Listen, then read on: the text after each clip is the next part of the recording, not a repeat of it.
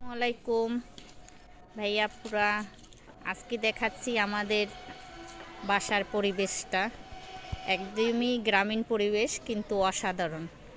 গ্রামে থাকলেও সব শহরের সুবিধা সব কিছুই পাওয়া যায়, আর বাসাটা একদমই অন্য রকমের। এই যে দেখেন পিছনে নদী আছে, সামনে পাকা রাস্তা। বিকেলবেলা ছাদে উঠলে মনটা শান্তিতে ভরে যায়। দেখেন পিছনে আবার ধান ক্ষেত, এখানে রবি শস্যও দেয়। এই যে দেখেন